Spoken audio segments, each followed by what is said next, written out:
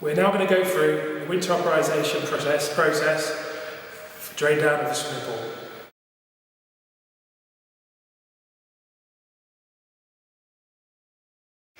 The integral equipment you will require to do such a task, to start off with, is your algicide, winter chemical that is distributed by your current pool contractor in regards to chemical ordering. We need a tape measure. The tape measure is used solely to ensure that we know the exact dimensions of the pool building, i.e. your water shell and everything else, to ensure that we put the right amount of chemical into the pool. Followed by your personal protective equipment. You need to have a decent set of overalls or bodysuit to ensure that you're safe at all times, making sure that it's sized to yourself. You can't be using other people's equipment solely because it fits me, it doesn't fit you. So we need to make sure you've got your own equipment. That will contain a bodysuit, mask, so it fits the individual, respirator, the correct size wellies to ensure that you've got good stability whilst carrying out the task, fluorescent jacket if required, and gloves. It gives you the overall protection when carrying out all the tasks that we're going to be carrying out today. Moving on from that, we need things like clean buckets. We're dealing with an alkaline and an acid, so we need to ensure that we're using the right bucket for the right type of chemical. So the buckets need to be marked clearly to ensure that no chemicals are contaminated or mixed. The easiest way to do that is to get a sticker. We use orange or yellow for chlorine, and we use red for acid. So the red chemical goes in the red bucket, the yellow chemical goes in the yellow bucket. When transferring the chemicals over, we then use a manual transfer pump. The manual transfer pump can then also be labelled in the same colour for the same bucket. So there's no cross-contamination with regards to chemical. Red for red, yellow for yellow. So we know red goes in red, yellow goes in yellow. That's across both. When dealing with containers, we need to ensure we're using the correct container for the correct chemical. So again, it's advised to label your chemicals. If you've got a chemical container that the chemical came in with the correct POSH labels on, ideal. If not, maybe attach the POSH assessment sheet to the chemical to ensure that all the chemicals and data sheets are provided to ensure that if anything does occur, you've got the correct safety equipment and the correct materials there to use. Step 1, dosing control. We need to ensure that the dosing control is isolated before we do any other further parts of the process with regards to the swimming pool. The dosing controller is the brain system of the system, so we need to ensure that that is not working to ensure that we can shut other parts down. With an alkaline and an acid being able to pump in whilst carrying out with other tasks, it could create some form of risk. So the first thing we need to do is to ensure that the dosing controller is switched off and isolated. We're going to isolate it using a cable tie. So we place a cable tie in the electrical box to ensure that it cannot be switched on and switched over during the process. So now the dosing side of things is safe. There's no way anyone could come in and cause any problems regards to turning things on and making things run over a winter period. That's now safe. What we then need to start thinking about is frost damage. The probe cells and the probes are a very expensive piece of equipment. By not ensuring that this is drained down correctly could cost implications at pre-season. To ensure that these are done, we have to make sure all the water is drained out and the probes are stored in the correct chemical.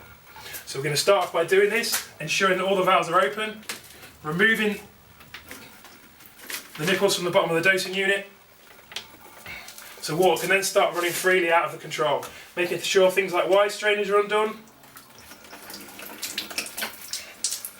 and probe cells are run dry, just to ensure that there's no frost damage and bits and pieces are maintained in a safe order over the winter period. The controllers vary, but in principle they're very, very similar. They all consist of probe cells and supply lines, so we need to ensure that they are drained down, emptied and left in a safe fashion. Acid day tank and pumps. We need to ensure in a safe manner we empty out all the contents of that bund and tank into the correct tanks provided. We'll use this by using our colour coded scheme. Red for acid, yellow for chlorine. So the red acid Ventura goes into the tank. That can then be pumped into the red acid container. So to ensure that nothing is cross-contaminated. Before I carry out this task, I'm going to ensure that I've got all the correct PPE equipment on and make sure there's fresh water supply nearby to ensure that if there's any spillages, it can be dealt with safely and effectively.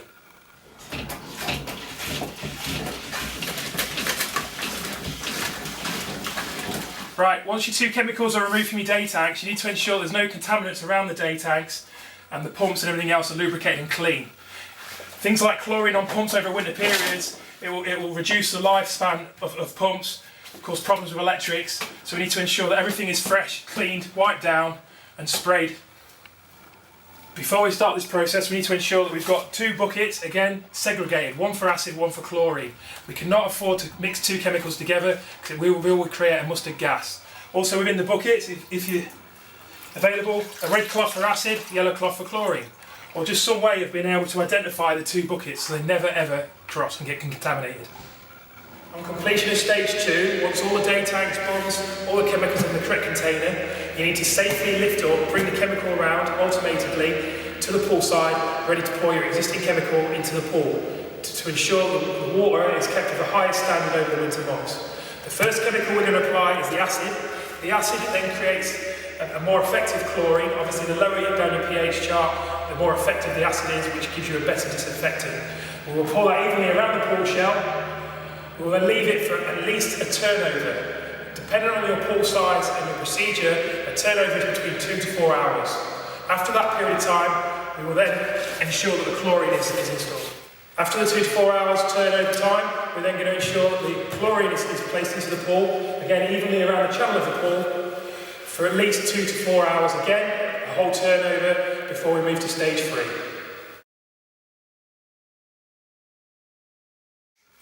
On completion of stage 2, we need then to move on to stage 3.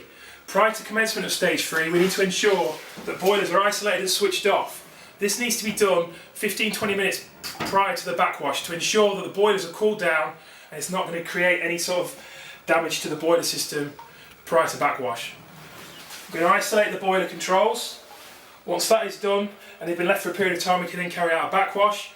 The boilers then need to be drained down by a gas safe engineer at the end of the season to ensure that all mechanisms and parts are in a safe condition.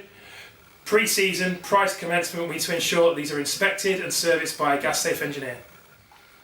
Stage 3, we need to ensure that we do a final backwash to ensure that our filter media inside our filter vessel is of the highest, cleanest standard.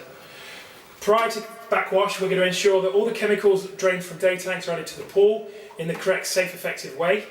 We're then going to carry out the final backwash. All systems throughout the company will vary.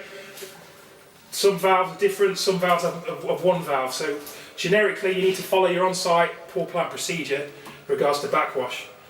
We'll leave this for a number of minutes until the looking glass becomes clear. We'll then isolate the pumps, ensuring that we place it into a rinse position, and we'll then leave it in the rinse position until we have the water level within the pool shell to the correct level.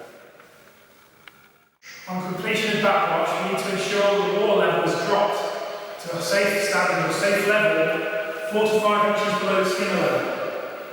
This will protect all the above ground pipework from freeze over winter periods and shell damage. Once the facility has been isolated, we then need to ensure that all the dead legs and all the water out of all the pipework is drained off. Over the winter months when it gets very cold, the water expands inside the pipework and can cause breakages and damage to your plant. The way we do this, we ensure that all valves are left open at a 45-degree angle. This will ensure that all the water behind the back of those valves can run freely. It can also ensure that the butterfly inside the valve is in an open position, so with expansion over the winter periods, it won't freeze and cause problems on startup. We will do that for the whole of the system. Every single valve within that system will be left in a 45-degree angle. We then open up the drain down valve on the bottom of the filter vessel. A 45-degree angle to let all the water within that vessel run out. This will prevent the main filter vessel from causing frost damage and cracks and expansion over the winter months, ensuring that the whole of the facility is left in a safe manner. On completion of stage 3, the final backwash, we now need to start isolating the system and draining it down. We need to ensure that the pumps are isolated at the pump control to ensure that the pump is no longer running and it is dead.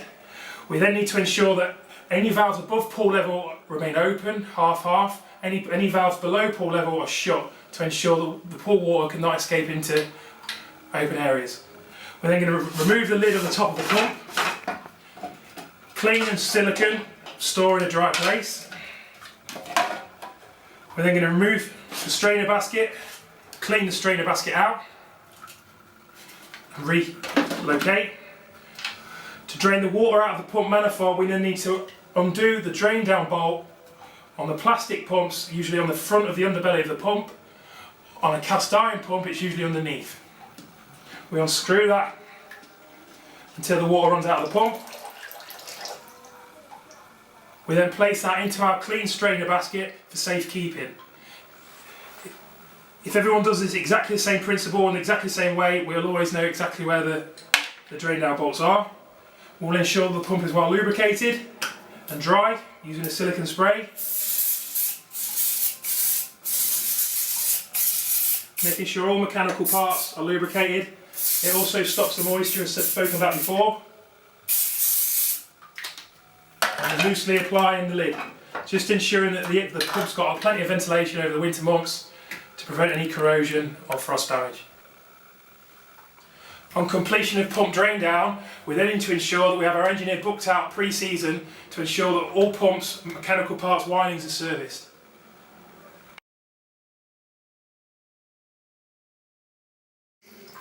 On completion of your winterisation procedure, you need to ensure that although the boilers for the main pool water have been isolated, the air temperature is still running. We need to gradually bring the air temperature down in line with the pool water as it hits ground temperature. We will do this a degree at a time over a period of days to ensure that we're saving the money, i.e. the heating costs, but we're also bringing it down gradually to protect the finish and integrity of the building. On completion of the procedure, you need to ensure that your heating and ventilation contractor have been booked in pre-season to ensure that everything is serviced and maintained for the start of next season.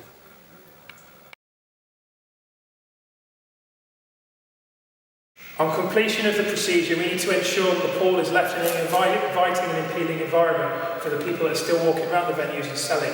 We need to ensure we're using our winter chemical products from our current supplier to ensure the pool looks inviting all year round. You will know through your pool plant operation procedures and policies how many cubic metres of water your tank holds. A standard winterisation chemical will be treated as 25 millilitres of product to every cubic metre of water. During the winter months, you need to ensure that you have flotation devices in your outdoor pools to ensure that any frost damage is dealt with quickly and adequately. There will never be any ice over the pool shell because the flotation devices will be breaking up ice and any congregated areas, ensuring that the venue is left clean using nets and other pieces of equipment to ensure that any debris is removed from the pool.